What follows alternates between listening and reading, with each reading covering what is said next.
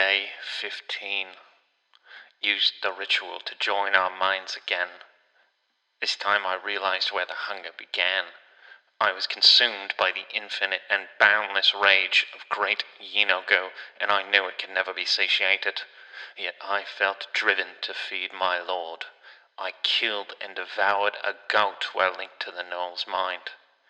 I had set aside a knife for the deed, but I killed it with my bare hands instead. The flesh was warm. I fed myself.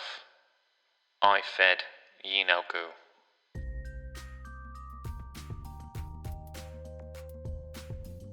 Hey there, creatures, and welcome to Encounter This, a podcast exploration of the creatures from Dungeons & Dragons and the lore that surrounds them.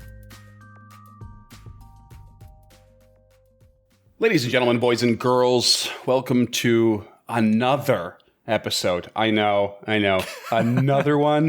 Another episode of Encounter This. I wonder what it'll be this time. There's going to be one or two of you out there who are binging our back catalog in like 4 years from now, and you're going to be so happy that we did 4 episodes this month. Yeah. Well, so welcome to Gnollvember Part 4, Army Builder. My name is Freeman, Gnoll Lotta Love Eiston. And my co-host here and showrunner for Gnollvember is, of course, James the Gnoll It All Kid. I didn't really have good nicknames this week, so I figured I'd just go with Gnoll puns.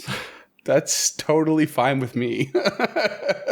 I like it. I'm all for it. There was so many to choose from. I felt like those were the way to go for this one. This is where those people binging just shut it off. They're just, nope. Yeah. And I'm out. Where the angry tweets begin. Yeah. Just don't revoke your Patreon membership, please. Literally keeps my lights on. Yeah, please. For the love of God. We don't have much. So we'll be covering the remainder of Gnolls. I'm not sure what's remaining. Let's be honest. It's going to be some D&D lore. I don't know if there's any IRL lore. I have no idea. I don't know what to expect. We're in this together, but we will be covering information that appears on the Monster Manual page 163 and Volo's Guide to Monsters pages 154, 155. All right, James, tell me about things. So, as a stats man, this kind of episode is my jam. Like it's going to be crunchy. We're going to be talking mostly about stats. There's a little bit of lore left for the 4 creatures we're going to touch on, and I'm sure all of our listeners can hear my guinea pigs going fucking at it in the background right now. They're excited too. Yeah. Distant cousins of hyenas, I think guinea pigs are. Yeah. That's up. It's got to be true. You heard it here first. But like we love to do, we're going to start today with a quote from the famous wizard Elminster that is found in our good buddy Volo's Guide to Monsters. Beautiful. Gnolls are driven by bloodlust. What sways them from their savagery are signs. They see signs from Yinogu everywhere, even in blood splatter. A Gnoll acting oddly is probably following its interpretation of a sign. I don't know what Elminster sounds like, but I think I nailed it. I think it's something in there. Yeah, just a little hoity. I like to think that modern Caden sounds a bit like this. You just disappeared into that role for me. I'll never hear another Mordenkainen and think it's viable. Well, yes, of course. Allow me to introduce you to my tome of foes. He's very hard to understand. That's why he writes books. You used to read it instead of listen to him. Please run me through Curse Strahd, Freeman. That'd be fun. I don't know anything about that adventure. Oh, Mordenkainen's a character. Oh, sweet. Perfect. Yeah. Sold. Maybe we'll get through Rime of the Frost Maiden. Right. We'll just do a swapperoo. No, I'm into that. Works for me. So yeah, I mean, I like that. I like that already. Seeing signs and all of it. They just like what they probably have this like false idea of divination everywhere they go, like reading tea leaves or some shit. Just in everything. Oh, right. Yeah. Based on what we've read about Gnolls literally reading signs, I think Elminster in this particular quote is just skeptical. Right. Okay.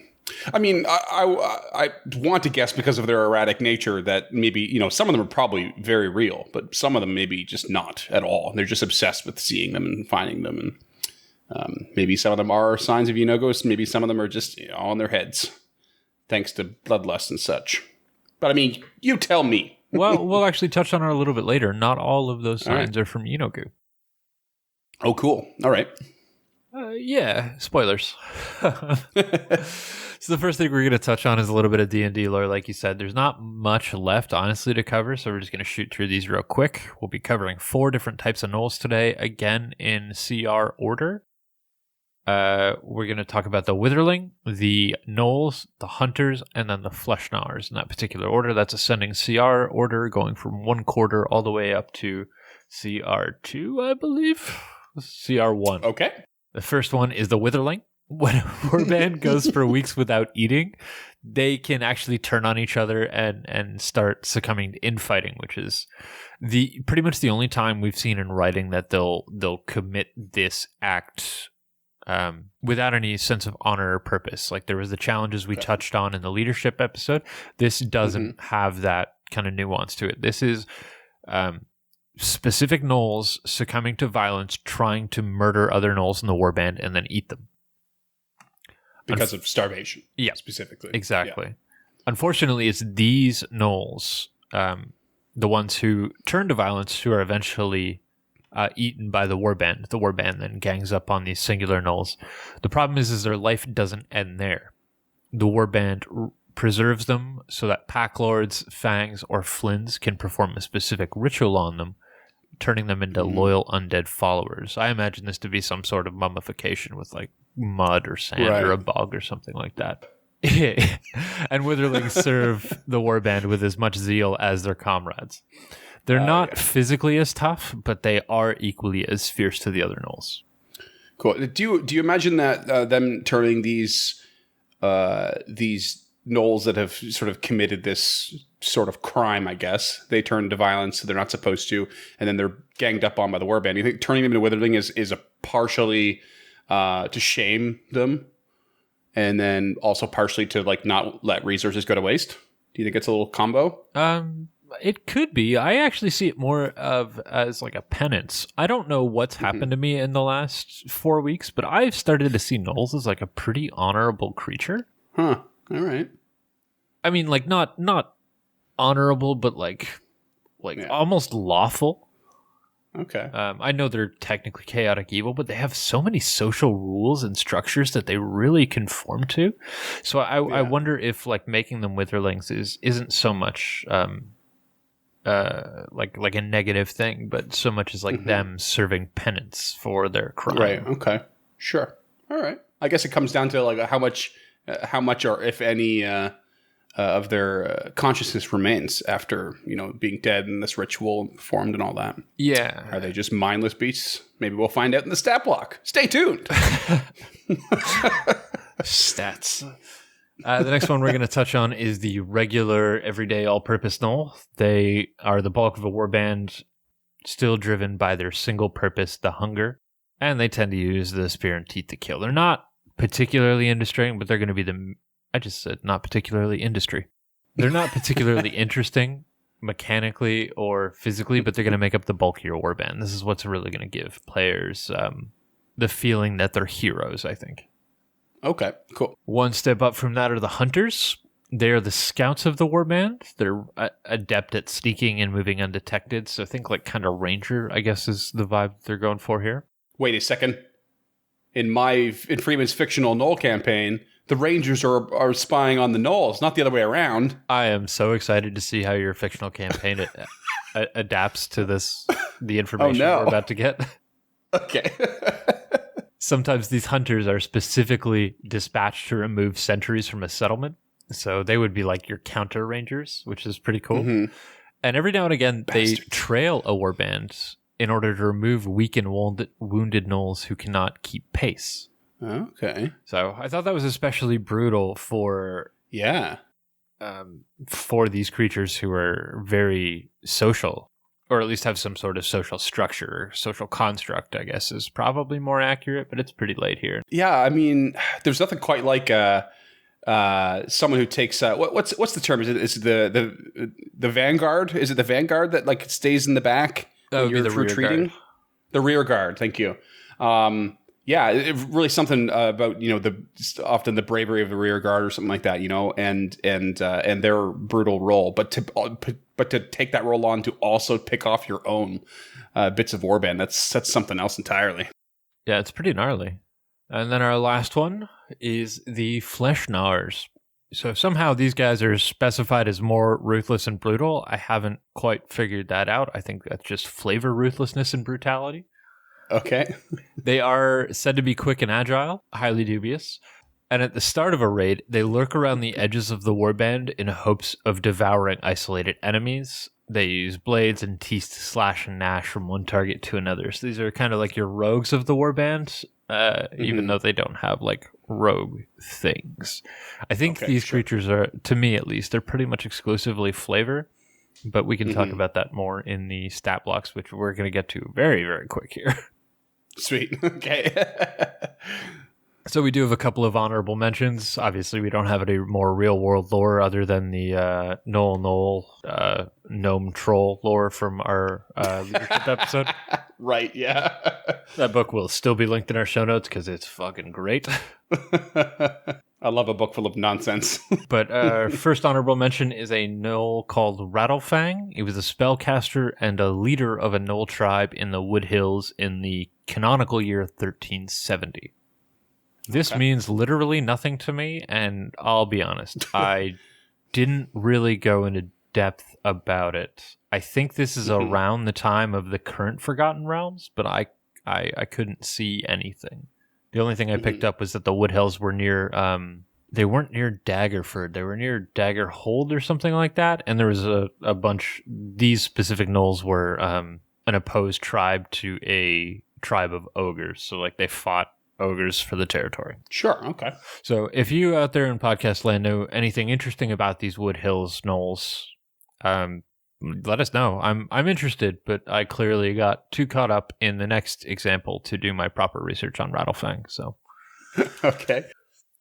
Before we do this next one, I need to issue a spoiler because I am currently running you guys through the Rime of the Frost Maiden, and this next one is a spoiler for said game. Oh, no. I know. I've been holding off on this one, and I had a real complex debate with myself of whether or not I was going to include it. But I trust you to not get put off by spoilers, as well as I think our listeners deserve it. Is it story spoilers, or is it... No, I really went out of my way not to spoil the story. Okay. If it's just a creature, like a creature mention spoiler, I'm fine. Yeah, so it is. It's a named creature actually. It's a Gnoll named Tekalili. This Gnoll is in particular is an ex-fang of Yeenoghu who is called over from Yeenoghu to worship the siren song of Oral. Mm-hmm. And this particular Gnoll is a vampire Gnoll, which I think is just so fucking cool. Cool, yeah. So I don't know how far you are away from them, but I'm super excited to run it. Cool. All right, that's awesome. Makes sense that eternal twilight happening, no sun kicking around. Vampire's gonna vamp for sure. And the main reason that I included it because I love the name so much. It comes from the cry of a Shoggoth, which is a creature from an H.P. Lovecraft story, which Lovecraft actually stole from a Poe poem. Amazing. So. Borrowed. Surely he borrowed. That's wicked. Yeah, I'm okay. I'm excited to see that then. I mean, it's a vampire. That's not necessarily an indication of CR right off the hop, but I know, like, the basic vampire stat block is no slouch. I think it's like a level CR 9 or something like that, or maybe 11. And then the vampire spawn, I think it's around 4 or 5, but still. I don't remember. Cool. I'm going to throw an image of that in the chat for you so you can see it. Oh, damn. Yeah. Just ruthless looking. Really cool. Yeah. That's not messing about. No. I'm really... I know what CR it is, but I'm not going to spoil that for you because... Yeah, totally. And anybody else out there listening, I don't think that's fair. Rime of the Frost Maiden being the most recently dropped adventure path. Yeah. I mean... regardless of CR, I'm going to be scared. So, it's fine. I think it's going to fuck your day up. Good. It's not great. Good. You owe me one, so I've recently killed James, his first character, everyone, just so you know. I'm still so upset about that I just part of me doesn't even want to keep playing. It's bad. It was bad. It was quick. And you were almost powerless. Yeah. Oh, damn. Ask me about it on Twitter or Patreon or Facebook or stuff like that, and then we can talk about character death or in the Discord if you want to get. All right. So those are honorable mentions. Anything else? Not from the honorable mentions. We got some relatively fun facts, I guess. Okay. These first two I don't really care about because they both involve Warcraft, and I never got into Warcraft. Oh, yeah. Sure. The first one I thought was really cool is that the undead Gnolls in Warcraft aren't Witherlings. They're called Maggot Eyes, which I thought was a pretty good name, actually. Oh, okay. Sure. And I did find some good tribe names from Warcraft. Mud Snouts, the Red Pine, and the Wild Paw. Yeah. I mean, I've played my fair share of World of Warcraft, and all of those ring a bell. Gotcha. So I've definitely faced down a few Gnolls in my time leveling characters, but I don't think they're never really a big central part of too many stories. I don't think. I think they usually end up being a little more maybe in the druidic storied areas and that sort of thing. But what I will say, Warcraft is a really good resource for coming up with those sort of adjective driven names for tribes and stuff. Like those are good. Mudsnout, Red Pine, Wild Paw. Red Pine really did it for me, man. That name is so visceral, and I'm not using when I think of Red Pine, I think of like blood longing or blood fervor. Like not the tree pine, like the definition of to pine for something. Like the verb. Pining for red, yeah. Cool. Yeah. So that name really, I thought was really good. I don't know how true that is to the Warcraft definition of it, but I mean, take it, steal it, make it your own. Sure, do it. Yeah, 100%. The last interesting fact, to me at least, is that earlier this year, Wizards released a statement regarding specifically their humanoid races and the harmful stereotypes portrayed therein. Mm-hmm. They spoke about drow and orcs and some of the other humanoid races, but Gnolls were suspectly absent from that. Okay. So I'll link to this in the show notes, but Jeremy Crawford, the head designer of D&D 5e, later tweeted to slyflourish.com that Gnolls were left out on purpose because the development team feels like Gnolls in the Forgotten Realms have actually been misclassified and should be moved from humanoid to fiends. Oh, didn't we kind of touch on that? In leadership, or like it felt weird they were humanoid? Yeah, we definitely touched on that in one of those episodes. So I thought this was really cool to kind of reiterate that point for us. The problem is they'll stay humanoid. Well, I'm not going to say problem. The caveat is they'll stay humanoid in Eberron because that's just how that setting works. I don't think Gnolls are as vicious and bloodthirsty in Eberron as they are in the Forgotten Realms. Right. And another link we'll have in the show notes is one that I found from an article by a site called Dumpstat. It's just like Gnolls and their appearance throughout the editions. It's a series of articles they do, and it was interesting to go through, but I didn't really glean any information that would be relevant to our specific 5th edition podcast. I just thought it would be interesting. For a second there, I thought it was a bit weird because I thought they had released Gnoll as a playable race, but I've just double checked and I am wrong about that. Who? 5e? Because when they released them, Monstrous Adventurers, and Volos, because they did like stats for Bugbear, Goblin. Oh, Kobold, I think they did in Eberron. I think that's where the issue is. Oh, maybe it's in there. That they're playable in Eberron. Enough. I cannot confirm or deny that, so any of you 5e Eberron fans out there, let us know so we can clarify on our Twitter or our Discord or wherever we're going to start posting redactions or whatever we need to post.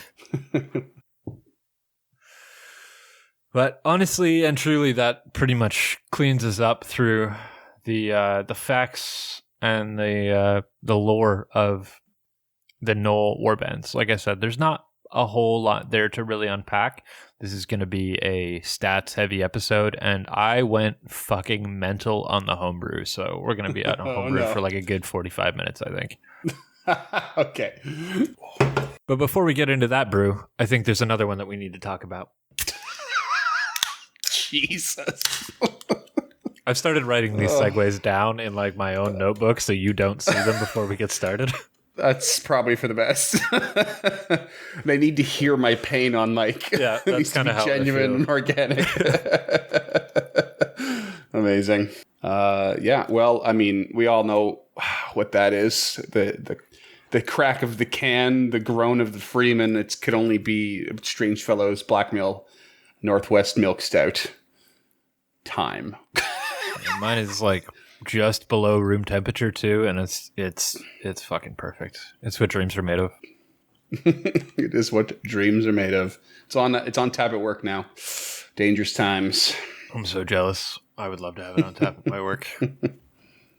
All right. Well, mechanics. Yeah. Witherling. Oh, Witherling. it's a ling. It is, yeah. Somehow I missed that. I actually learned that while researching this episode. Okay. My brain just totally ignored that L. Suddenly that like makes more sense. I was like a withering gnoll. That makes sense, undead. But I was like, oh, they're like wasting away. No, a witherling. They're like it gives them more of a sense of a creature. Yeah, I guess that's so. sort of more active and not just wasting away.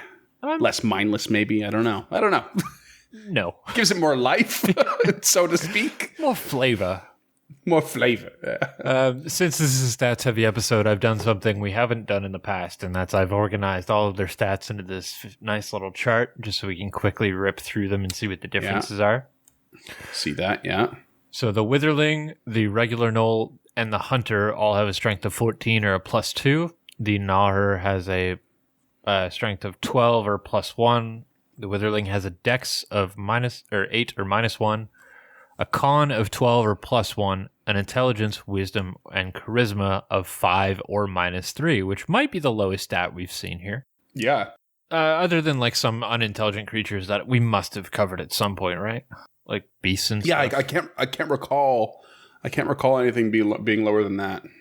Yeah, maybe the Yeth Hound or something, but maybe.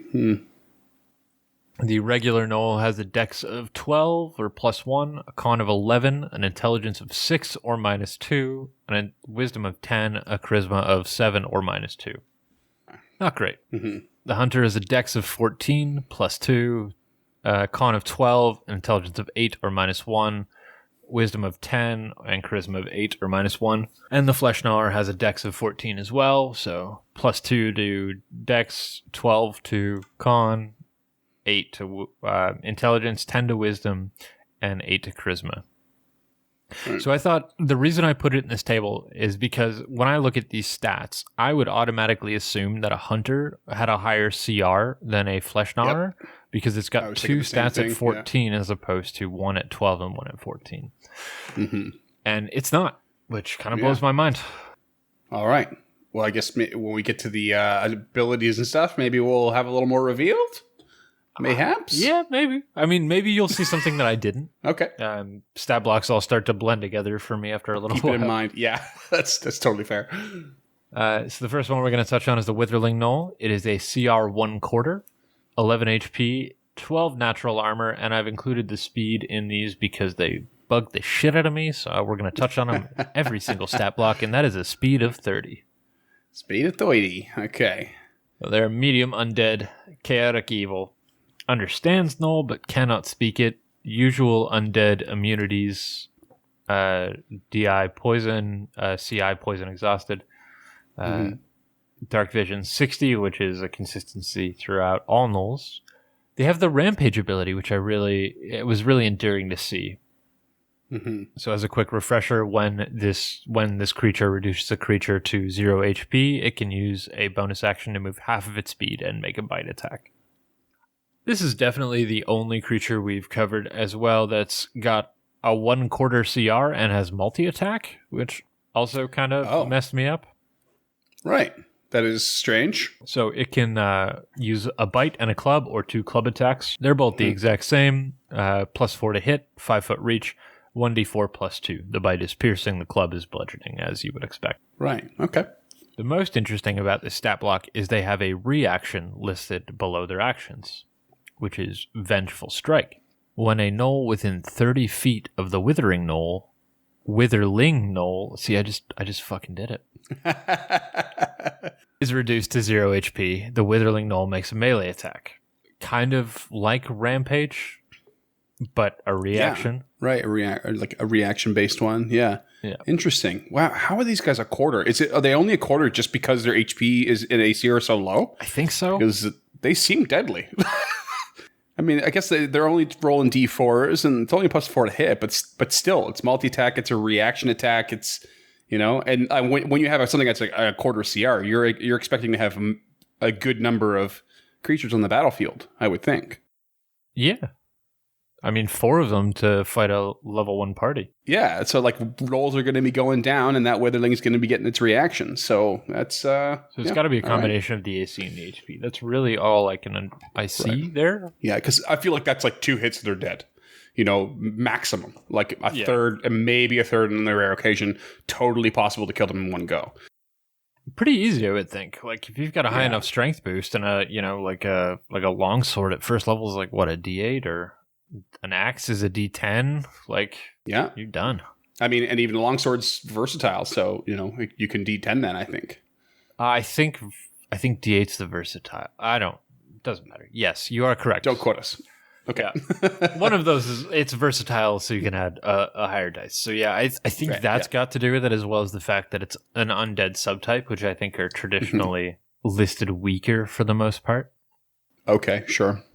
I don't know why I feel that way, but I always do whenever I see the undead. Maybe it's because there's always a fucking cleric in your party. Yeah. There's always a goddamn cleric. My players are smart. There's always a cleric. So the next one in line is your regular basic army building Gnoll. They are CR 1/2, HP 22, 15 AC with hide armor, speed of 30 feet, and they are medium humanoid chaotic evil. They speak Gnoll and have dark vision 60, for which I'm going to ignore for the next 2 stat blocks because their creature type, their alignment, their language, and their senses do not change. Okay. Also have their Rampage ability, see above. And they also have multi-attack, which is 2 melee or 2 ranged attack. Okay, and they've got a little more variety here, eh? A little bit, yeah. So they've got their bite, which is a 4 to hit, 5 foot reach, 1d4 plus 2 piercing, pretty standard. They have a spear attack, which is, it's good. It's +4 to hit, 5 foot reach, 1d6 plus 2 piercing, or 1d8 plus 2 versatile. Spears can also be thrown, 20 over 60. Mm-hmm. They also have a longbow, which is thematically consistent, which I like. +3 to hit, usual longbow range, 1d8 plus 1 piercing. So nothing crazy there.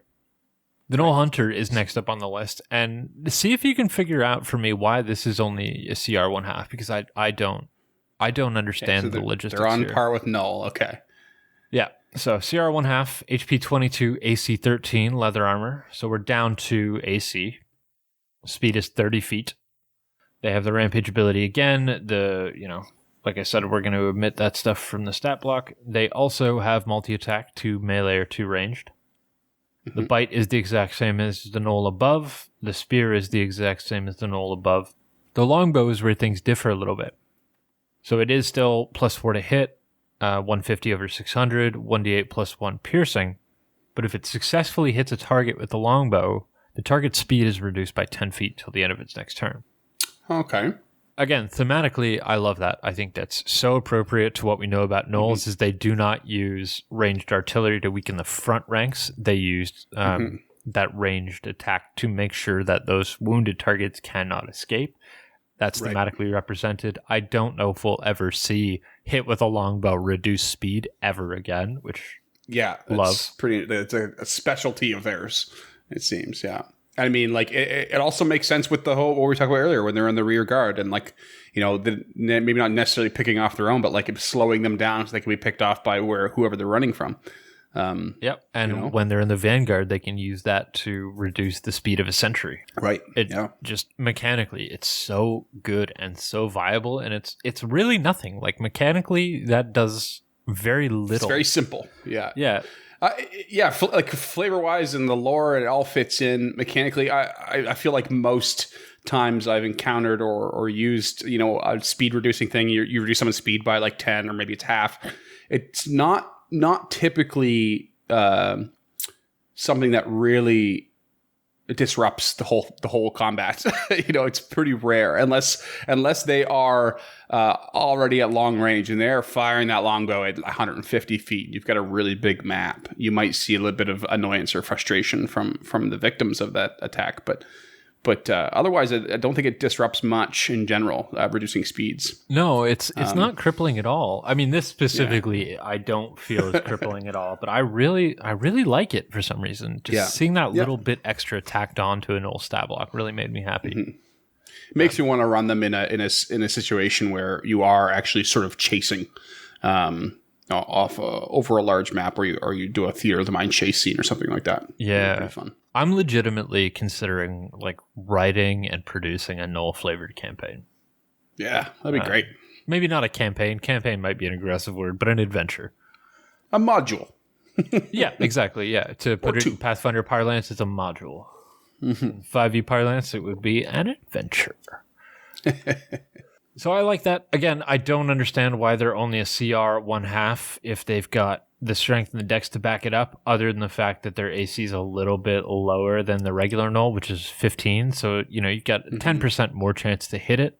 But I don't know, 10% isn't enough for me to keep the AC so low. Right. Yeah.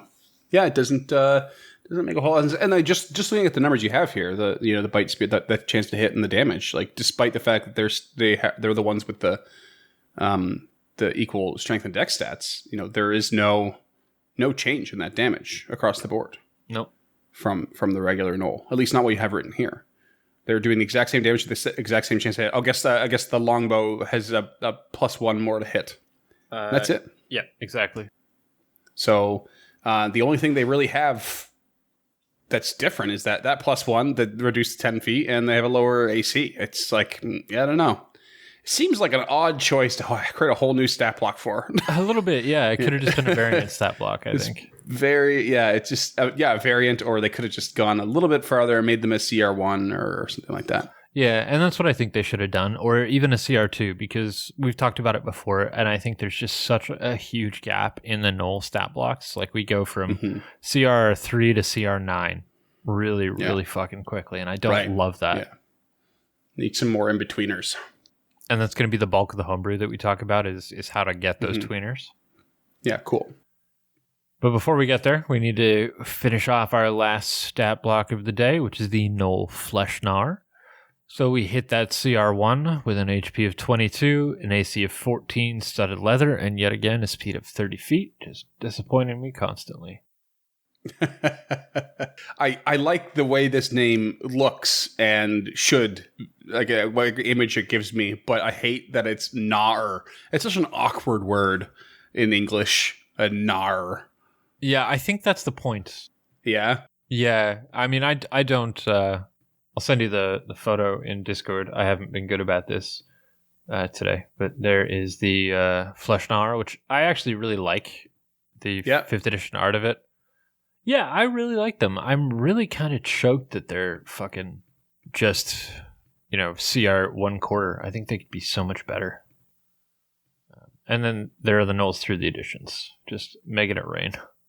5th edition at the top, and then 1 through 4 going down. That first edition artwork is gold. I really like the second one. Just cock out. God. Yeah, just no biggie. Oh man, yeah, gnarly. Cape. Oh, that last bit is really good. That the 4th edition art. Is that the last one there, where they're taking down the village? Yeah, that's gnarly. Yeah. And we'll talk a little bit more about 4th edition in a second here when we get to homebrew, because I rampaged my 4th edition monster manuals for this, because Gnolls have left me so underwhelmed, and it really bugs me to my core, because they shouldn't. All right, well, run me through the Gnawer. Right, so we're just going to skip right to the attacks, because all the above is the same. They have multi-attack again, which is 3 this time. They have 1 bite, which is +4 to hit, 5 foot reach, 1d4 +2, because they basic. They have 2 short sword attacks, which are +4 to hit, 5 foot reach, 1d6 +2, because they basic. They have another attack listed here, but it's not listed in their multi-attack, which kind of bugs the shit out of me. It's called Sudden Rush. It's +60 feet of movement until the end of its turn.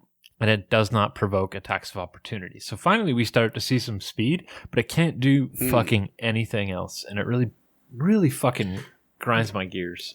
Okay, so that's a standard action. And it's essentially a dash and a disengage built in together.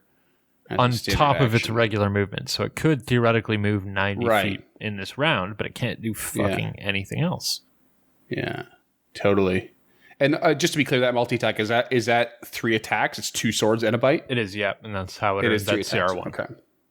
Wow, 3 attacks with CR1. We have our first multi-attack with a CR quarter, and then half, and then a 3 attack with CR1. That's, man. Yeah, I'm not so sure about these CRs. No, I'm not either. But I mean, like, I think it's reflected in the AC and the HP because these guys are weak. Mm-hmm. You know, 22 health, literally across board, and then AC's ranging from 15 down to 13. Like, 15's not a bad AC. So, like, when you look at the regular Gnoll, like, it's got 2 melee attacks, 1 bite, 1 spear. It's got an AC of 15. Like, I don't really understand how that earns a CR 1/2. Mm-hmm. Even if it has an HP of 22. I feel like, so when it comes to Rampage, does that take a reaction? Or is it a free action? No, it's a reaction. Or sorry, it's a bonus action. Reaction. It's a bonus action. Yeah. So, right, okay. And I feel like Sudden Rush should be incorporated into that instead of them these Gnawers being able to run at half their speed and make that by attack as a bonus action. They can include in as a reaction to give themselves that extra movement and like really like fly around the battlefield, but only as a reaction, not and so like only once per round kind of thing. I like that a lot. I do think giving creatures reactions really should be upping the CR because we're talking about action economy here. Yeah. So if we talk about it as a reaction in that specific action economy, it can move. It has a bonus action to give it an extra attack. So already we're up to 45 feet of movement and 4 attacks.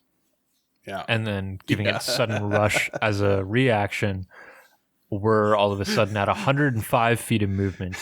That does not provoke attacks of opportunity and 4 attacks. And I love that. There's your CR6 guys. Yeah, like I'm here for that. Yeah. Just dancing around the battlefild. Yeah, but when you start to monkey with action economy, that's when I find CR start to get drastically reduced. Like you can increase HP or AC all you want, but adding that extra action economy is what really tends to make really fuck creatures up. For sure. I do wish there were more reactions in stat blocks. I get why they're not necessarily there for the lower ones, but you know, I feel like it's really boring to only ever have attack of opportunity, and that's it. You know. Yeah, I agree completely, and we'll touch on a couple of reactions in the homebrew as well. Cool. So I guess before I get onto my soapbox on how you can make Gnolls good or better, depending on your opinion, is there anything you see right off the top of your head that you would homebrew or that you like or dislike? Like how does this new information fit into your fictional Gnoll campaign? Well, I'm wondering and assuming that you would up all of their speeds or most of their speeds to 40 instead of 30. I think that's the first thing first thing here under 40 feet to all Gnolls. Fuck this 30 feet shit. Is that really? I haven't looked at it yet. Okay, perfect. Yeah, amazing. It's under the other subheading.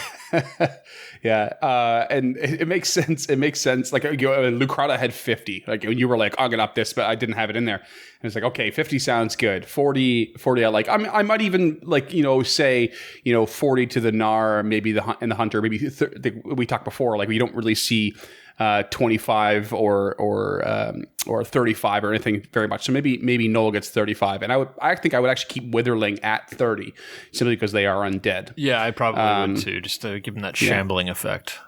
Right, exactly. I might even reduce Witherling to 25.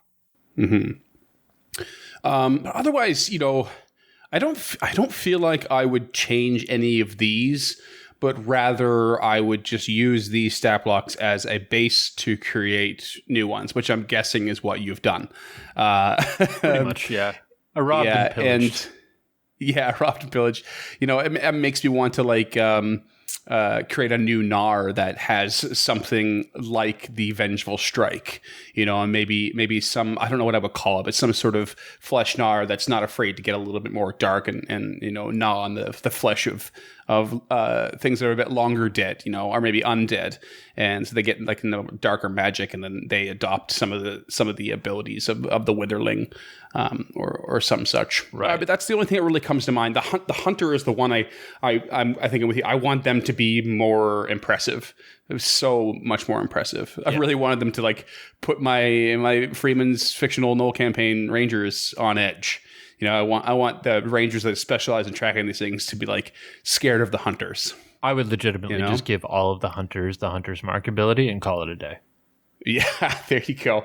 Speaking of which, and Tasha's Cauldron and everything, the newest supplement, they have some optional rules. I don't know if you've looked through it yet. I don't even have it yet. Mine's still in the mail. It arrives on Monday. Sweet. They have optional class features, and some of them replace old ones, and some of them are just in addition to what you get. And they basically fixed the favored enemy for Rangers, and they give them a replacement ability that essentially just grants them Hunter's Mark. For free against the target that they're currently facing. So it's they really read cool. Pathfinder First Edition. Is what you're exactly saying. Like the studied target. Yeah. So basically, is such a better ability. Yeah. It's just like, yes. I'm like, that's what I want. That's what I want on this hunter. I want something like that. Yeah, and that's why I just give them Hunter's Mark and call it a day. I think that's enough to bump them up to a CR3. Hunter's Mark is an extra D8, right? I think it's something like that. Yeah. Yeah. And then while you're at it, we'll just completely remove True Strike from the existence of humankind. Okay. Before we say anything else, I want somebody out there in podcast land to defend True Strike to me because it needs it. I don't like Jeremy Crawford. If you're listening, talk to me. Like, tell me what's going on with True Strike, because I want to know why it's in there. It's in there for a reason. And is it like, is it a legacy thing, or like what happened there? What happened? I think it's meant to like just teach new players to read the information thoroughly before choosing. Right. And if you choose this one, you fucked yourself. Like, oh my god, it's less like hard chastising learned. people. Yeah. With Baldur's Gate 3 too, in early access now too, and they've got like only a few of the classes available, but True Strike has already implemented the game for like one of the classes. And my buddy Max is playing a little while ago, and he's like, I accidentally picked this class and this thing, and it came with True Strike, and I'm so mad because it sucks. It still sucks in there. It's the same economy. It just doesn't add up at all. Yeah. Like somebody out there has got to have a reason. I don't care if it's a good reason. I just want a reason. I just want to know. I want to meet somebody out there who likes True Strike. I'll tell you what I would give my hunter is if they get hit by a ranged attack, as a reaction, they get the bonus of True Strike, like a +10 to hit, but only against the target that hit them with the ranged attack, like revenge tactic. Okay, I can fuck with that. Yeah, why not? +10 against you. You hit me with your bow, I'll hit you with my bow. And they're just like snapshot, boom. Yeah, I'm down with that. Yeah, sweet. There, True Strike fixed. You're welcome, wizards. Yeah, I mean, I think the best way to fix True Strike is to just remove it from the game. Yeah, 100%. 100%. Just take guidance, you muppet. Stop beating a dead horse, cut your losses, move on. Yeah. All right. That's all I really got off the top of my head. I'm with you. I find these type of looks a little bit uninspiring, but it does, it does make me want to create just more and more ideas of Gnolls. And honestly, I think what I would end up doing is just stealing from other creatures big time. I would just like strip down all the orcs, strip down all the goblins, and I would just turn them into different versions of Gnolls. And I would just like create a whole like league of my own. Buckle your seatbelt, man. Like, this is what I spent most of this episode doing. Okay. First, I want to say on record is that I'm not uninspired by Gnolls. I'm actually quite the opposite. I don't care for their official stat blocks, but I am incredibly inspired by them because I just find them to be blank slates for the most part. It's the same way I feel about goblins and orcs. Like they're just ready to be scaled and ready to be homebrewed, and that's one of the many things that I really appreciate about 5th edition is how easy they make it for you to do that. Yeah. I wish they explicitly said somewhere, it's like, hey, take these Gnoll stat blocks and make them good. Yeah. So first and foremost, again, I've said it before, I'll say it again, and I'm probably going to say it even one more time before we end this suite, is like 30 feet movement is such hot shit. All Gnolls, 40 feet, done and dusted. Like, there's no question about that in my mind. It's reflected in the lore, it's just not reflected mechanically. The second thing I would do is give every single one of them pack tactics and just up their CR by 1 and really fuck up your day. Like pack tactics, they're so ripe for pack tactics. 100%. Yeah, they're absolutely missing that. But I did rob and pillage some stuff from earlier editions and other games. So first is the Gnoll Claw Fighter from 4th edition, which is 4E's like general basic Gnoll, which is actually a challenge rating of 6. Oh, wow. What a stark difference.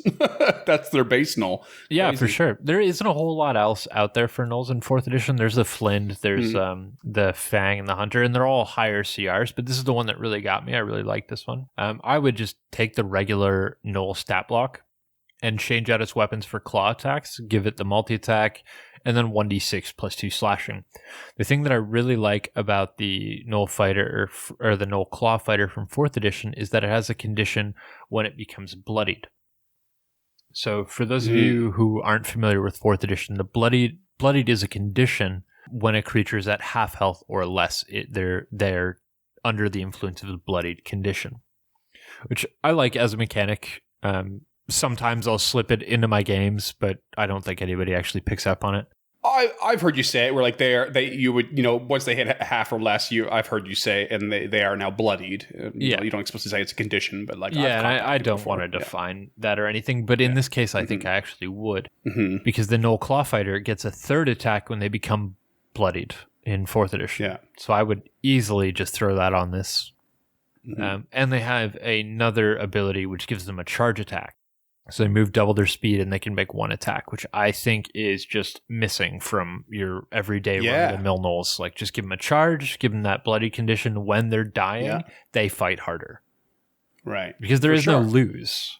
It almost makes you like that sudden rush. It's like it's now it looks even less interesting now that you say that. It should be something like you get plus 60 movement, you get there, you don't provoke any attack opportunities, but when you get there, you get to make a single attack at the very least. That's what I'm saying. There's no balance to that economy. Yeah, 100%. I mean, it's still a really good move, but it's a really good move for a PC. I don't see a Gnoll Flesh Gnawer surviving any encounter. Oh God, no! They just get in there and then gets clobbered before the next round comes in. But if your thief had sudden rush, it can move 60 feet and it can move an extra 60 feet and doesn't provoke. That is huge for a PC because the action economy favors the player characters. This is why some of Pathfinder First Edition's economy starts to make sense, because where they would have full attack, which takes your standard and your bonus, I think, in First Edition, right? And First Edition is your standard, your bonus, I think. If you run and then use standard action to use sudden rush, and then bonus action to get an attack, and like you use your full economy to do that, and like that's basically how Pathfinder just does it. It's like, okay, well, that's just called a full action. You're just using your whole economy, and that's what we call it, a full action, and this is what happens in that specific full action. You run in, double speed, hit, done. It just makes more sense how they apply that economy. Yeah, I agree. I mean, I think it's like in combat, the naming and the convention and the breakdown of Pathfinder's economies, I think, are better than 5th edition. Mm-hmm. Yeah. You get a bonus, you get a reaction, you get a move, and you get an action in 5th edition, which I don't like, because all of those to me are actions. Right. That's a conversation for a bonus episode that'll be a Patreon exclusive one day when we just have too much to drink. Sold. We'll record it at the bar. Exactly. But since you started talking about Pathfinder First Edition, let me tell you about the 3 specific Gnolls that I pillaged from Pathfinder.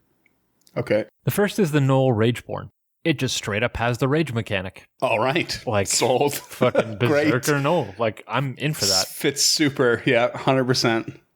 The second is the Ravenous Gnoll, where the main takeaway for that for me was it gives it a bonus to hit when that Gnoll is alone. So it's hungry, it's scared, it's fighting for its life. It is a +1 to hit.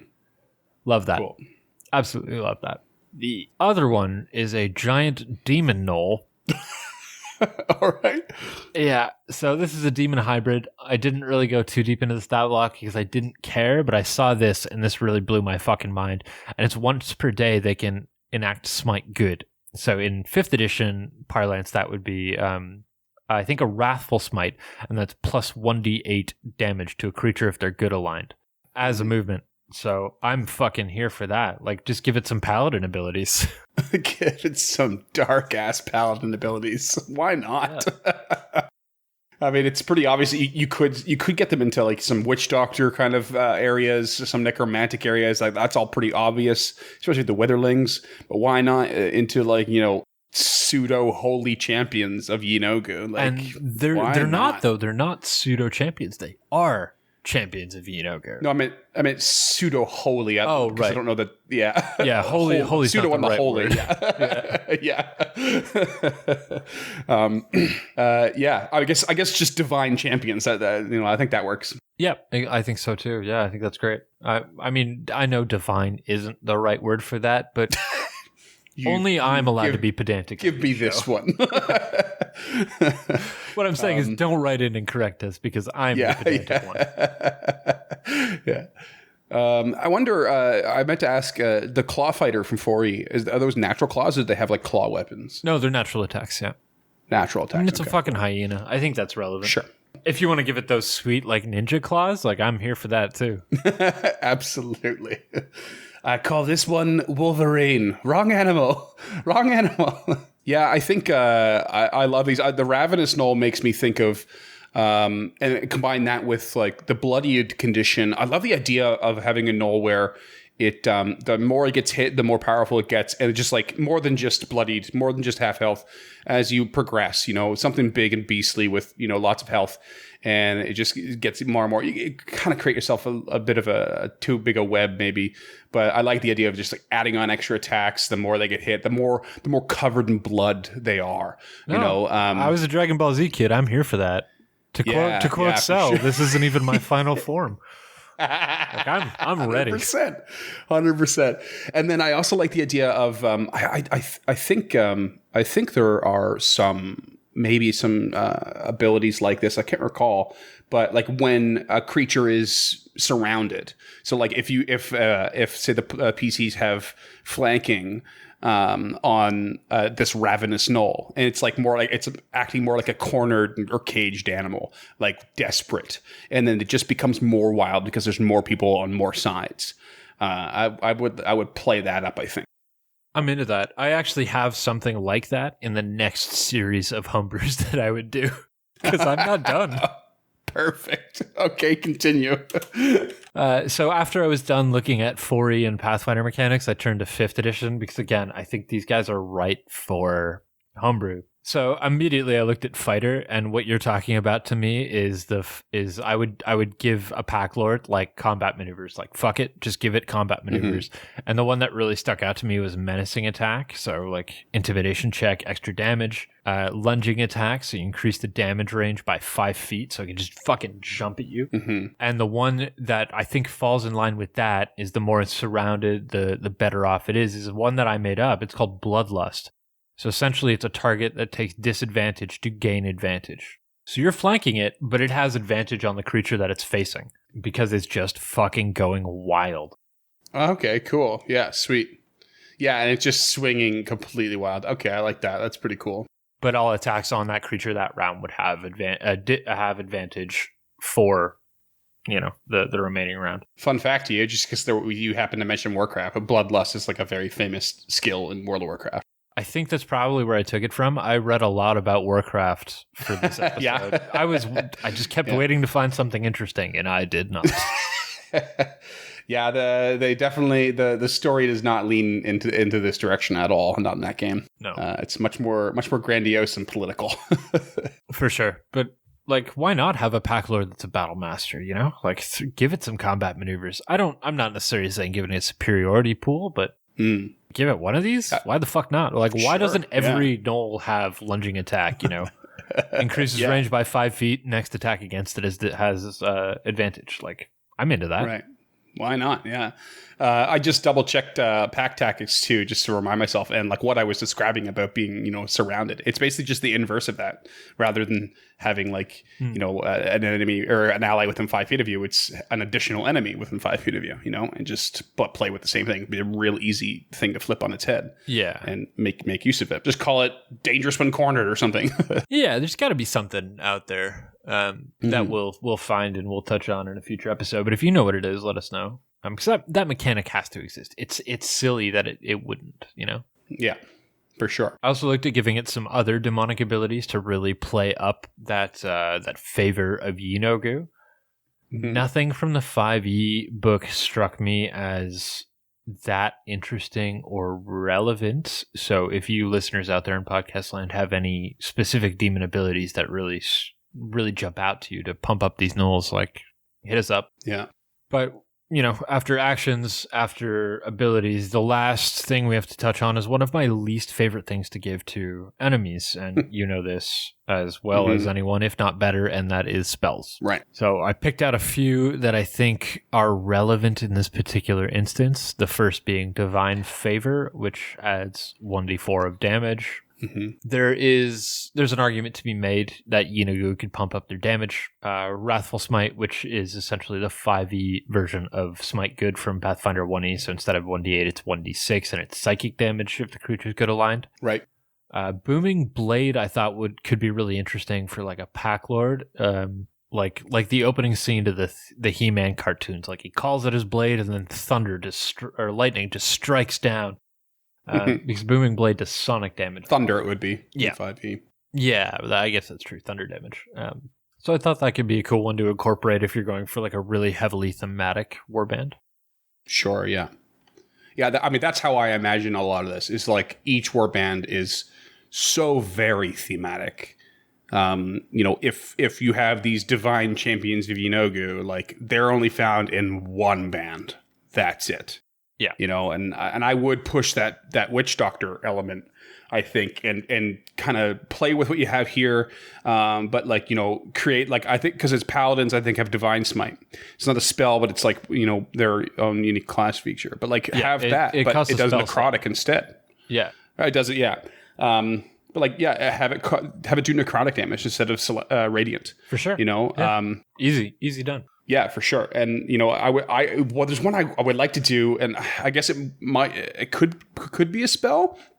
I'm not really sure how it would fit, but I actually do like the smite spells. They're pretty cool, and they are what can make a paladin like an absolute beast. Is like the range of these smite spells. And I'd love to have one that introduces bleed. Something that you cast on and it just like eviscerates your enemy more viciously than normal, and like what a way for a Gnoll to like try to take down an enemy faster, because that's what they want to do, right? They want to kill them as fast as possible. And bleed just doesn't really exist in 5e, does it? I'll be honest, I don't know if bleed exists in 5e at all. Yeah, I don't think it does. I don't recall. I can't think of a single moment of seeing it right at the moment. No, and I can't think of a moment of running it. We're really shitty at having a 5th edition podcast. There's a lot to it. It's a lot going on. I mean, according to D&D Wiki, it is a disease. Oh, that I think I just saw it. It's homebrew. Yeah, I mean, D&D Wiki is almost exclusively homebrew, but yeah, I like it. I mean, why not add this and make it a relatively unique feature of Gnolls? I mean, it's Freeman's fictional Gnoll campaign, man. You can't tell me what to do. I actually like that. This one is a Constitution save at the end of their turn, or they take that bleed damage. DC 18 ends the condition, whereas a DC of 13 just prolongs it, like staunches it. Yeah, yeah, I like that a lot. I mean, that's a really complicated, and the DM's got enough shit going on. Once you get enough practice, you've got your players at the level 10, maybe you can handle I dig that. I dig that a lot, yeah. Yeah, cool. But I mean, that's pretty much it for adding stuff. The only other thing I would do is I would definitely 100% be using the 4E mechanic minions.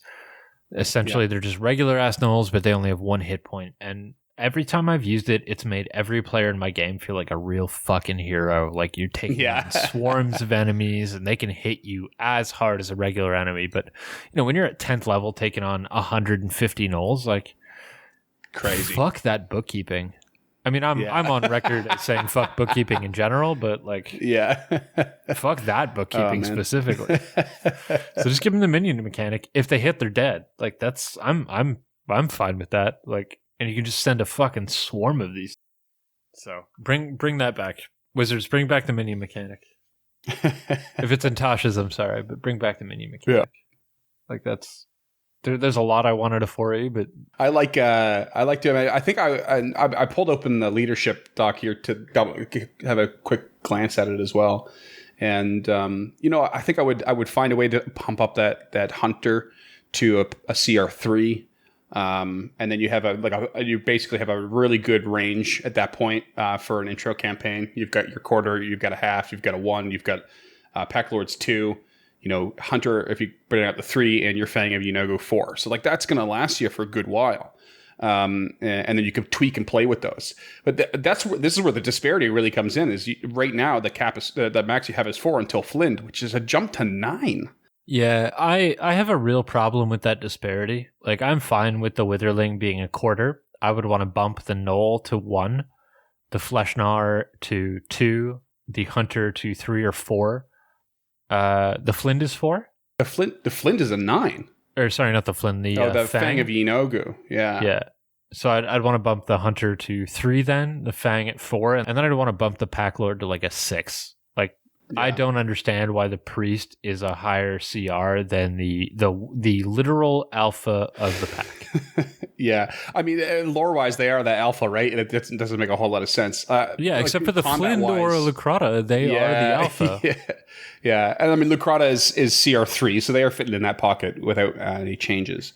But, there's a part of me that actually likes the idea of a Pack Lord being a little bit lower. They don't have to be, but they're like imagine like a bannerman, on the battlefield. They're not necessarily wholly engaged themselves, but rather just, sort of dictating the flow of battle. Totally cool with that, but they shouldn't be called a Pack Lord.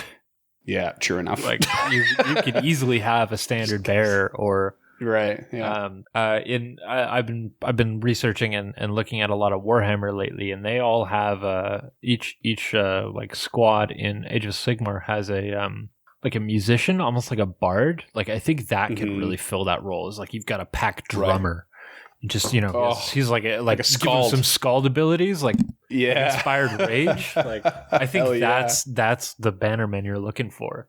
Inspired fucking rampage. Forget Insight Rampage. Yeah, so like as a standard action, every Gnoll within earshot of its drums can rampage. Oh, that'd be so gnarly. It's got a drum made of human skin. Yeah, it's like wrapped taut around a human skull, and he's drumming it with a femur. Yeah, like a standard bearer, like because I'm imagining these different war bands now. Each one's got its own standard. Whatever one is like witch doctor, like they probably have a big banner with a witherling on it or something.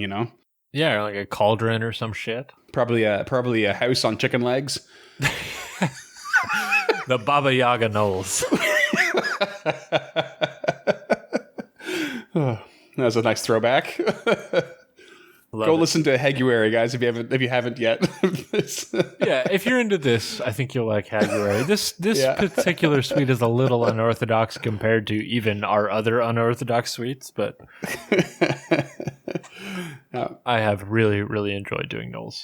Yeah, I mean, I think you're right in that they're not uninspiring. They feel on paper uninspired, but they're not uninspiring. They are kind of a blank slate. There's lots to play with. And I do want to give Wizards the benefit of the doubt there and say that they're purposefully uninspired, even though I know in my heart of hearts that's not true. Yeah. I mean, we find ourselves in a lot of positions where we feel like certain things we give more love. This one's lacking love in a different way. And it's that, they are supposed to be warbands. They're supposed to be plenty in numbers and vicious and work together. And there's just not enough variance in what we have. And the variance that we do have is kind of mediocre at best. It's very minimal. Yeah. It's just the smallest things. So this is a play toy. This is something to really, really play with. That's exactly it. And my opinion really changed near the end of this episode when I'm like, oh, wait, holy fuck. Like, I spent hours just looking into Gnolls and other editions and homebrews and like thinking about how I would change Gnolls for my warband. That really did it for me. That really got me going. So I'm really excited to cover goblins and orcs because I think I'm going to have the same feeling about them, and lizardmen and kobolds, like all of those, like all of these plain, relatively uninspired creatures, I think to me are going to be very inspiring. Like I can already see, like, why doesn't every orc have some sort of combat maneuver? Like they are creatures legacy wise that have been bred for combat. Like, why doesn't every goblin have a jar of alchemist fire on its belt? Like, why doesn't every kobold have a hunter's trap? Like, I somehow wonder, because obviously we haven't dove into orcs and goblins and kobolds specifically yet, but from what I do recall is that they all do start at lower CRs. And some of them go a little bit more mid-range on average, maybe, but they all seem to be intro groups to a campaign. Like, this is gonna be my orc campaign, this is gonna be my Gnoll campaign, and like that's okay, that's fine. But if that's the purpose, if that's what they were going for, they should have far more available and far more ideas available, so that campaign can go longer. It almost feels like it's the intro to your campaign, but it's never going to be your full campaign, based on how it's built right now. But it should be. You should have the option if they're going to start it that way. I would pay $20 for just like a small softcover book that was just 15 different types of Gnolls, right? Or like 12 different orcs. Like, this is just different orcs for stat blocks. Different goblin stat blocks. Maybe that's your next big project. Get yourself kickstarted on giving love to these different groups. Yeah, maybe. But what about you out there, creatures? How would you homebrew these Gnolls?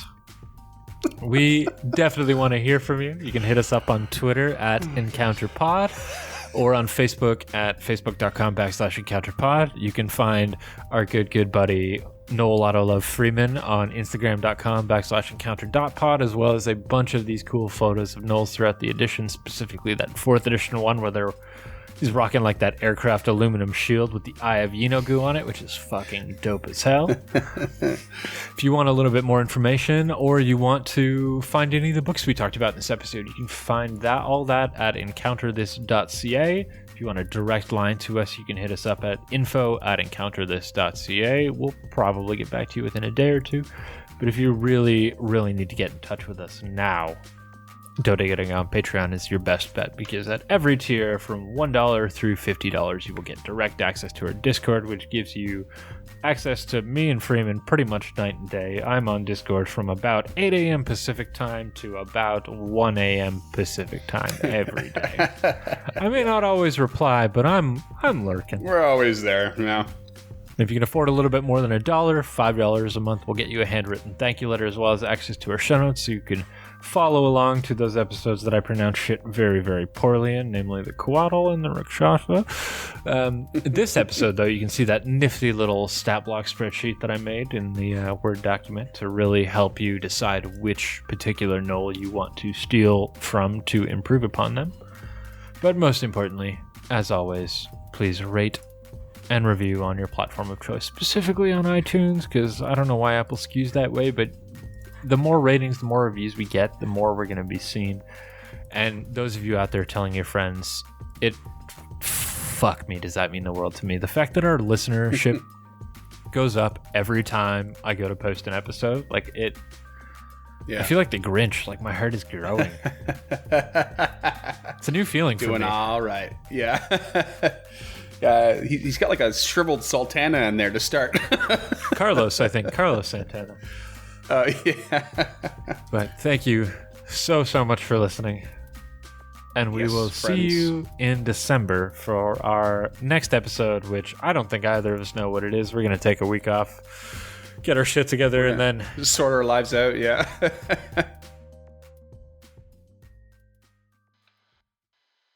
Day 16.